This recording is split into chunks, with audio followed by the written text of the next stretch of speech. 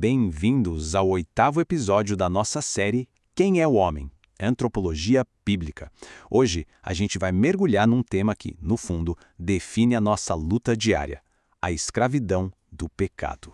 Bom, para começar, vamos fazer uma pergunta bem honesta.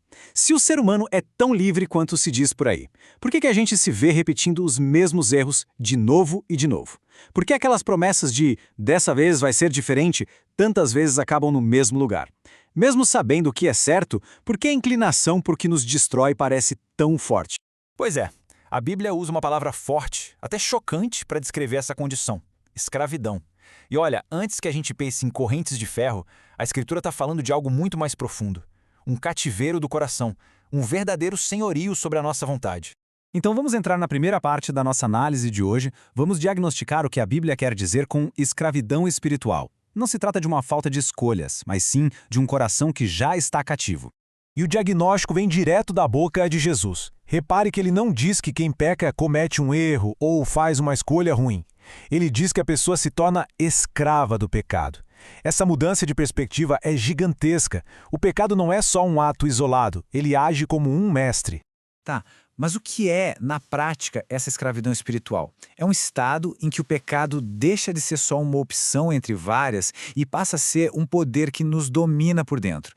Ele não apenas nos tenta de fora, mas ele governa o nosso coração, inclinando os nossos desejos e a nossa vontade para longe de Deus. Para a gente entender isso melhor, vamos quebrar em 3 pontos. Primeiro, o pecado se instala como um senhor, um mestre que dita as regras do coração, governando desejos e decisões. Segundo, a vontade humana continua existindo. Ela faz escolhas, claro, mas ela opera a partir de um coração que já está inclinado na direção contrária a Deus.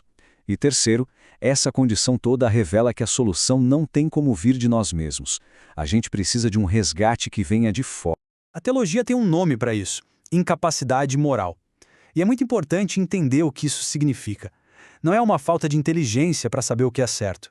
É, na verdade, uma falta de amor e de desejo no coração para querer escolher a Deus. O apóstolo Paulo é ainda mais direto, ele vai a mais fundo. Ele não diz que a nossa natureza caída é neutra. Ele diz que ela é inimiga de Deus.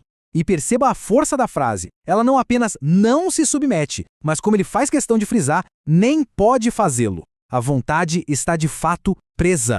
Bom, isso tudo nos leva direto para a segunda parte, onde a gente precisa desfazer uma confusão muito, mas muito comum nos nossos dias: a ilusão da liberdade.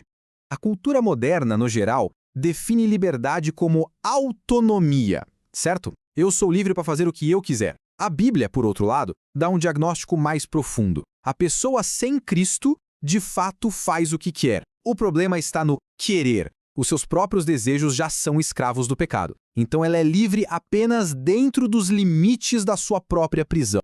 Entender isso ajuda a gente a evitar umas armadilhas de pensamento bem comuns. Primeiro, o ser humano não é espiritualmente neutro, uma lousa em branco. Segundo, essa escravidão não elimina a nossa responsabilidade. E, com certeza, terceiro, isso não é uma licença pro fatalismo, pro não tem mais jeito. Muito pelo contrário. A Bíblia revela a escravidão justamente para que a gente busque o libertador, e não para que a gente desista da luta.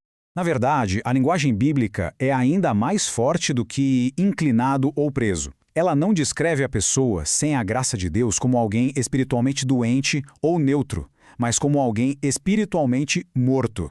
O apóstolo Paulo, lá em Efésios, deixa isso claríssimo. A condição natural não é a de alguém que só precisa de uma ajudinha ou de mais informação. É uma condição de morte espiritual, de seguir o fluxo do mundo e os impulsos da própria natureza caída.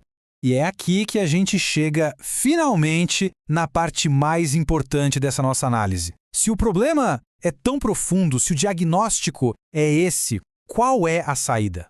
Existe uma? O ponto crucial é este: a libertação não pode vir de dentro. Se a própria vontade está cativa, ela não tem como libertar a si mesma. Força de vontade, autoajuda, pensamento positivo, nada disso tem poder suficiente para quebrar as correntes da escravidão espiritual.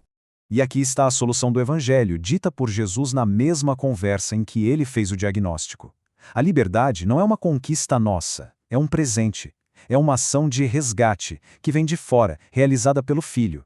A verdadeira liberdade não vem de nós, vem dele. E o que é essa liberdade, então? A Bíblia não a define como autonomia total, como se a gente fosse liberto para não ter mestre nenhum. Não. A verdadeira liberdade é uma troca de mestres.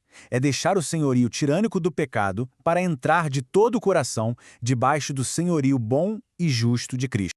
Esse trecho de Romanos descreve essa transferência de forma perfeita.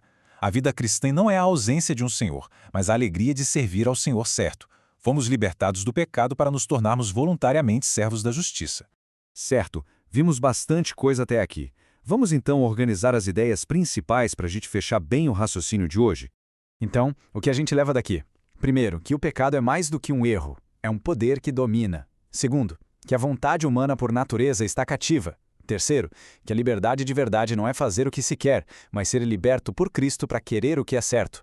E, acima de tudo, que essa libertação é um presente da graça de Deus, não uma conquista nossa. E agora a gente chega àquela pergunta inevitável que um diagnóstico como esse levanta. Se a condição humana é de escravidão, de incapacidade moral, como a Bíblia pode, ao mesmo tempo, nos tratar como responsáveis por nossas escolhas? Essa é exatamente a questão que nos joga direto para o nosso próximo encontro. Na nossa próxima análise, vamos mergulhar de cabeça nesse tema difícil, mas absolutamente crucial: liberdade e responsabilidade. Fica o convite.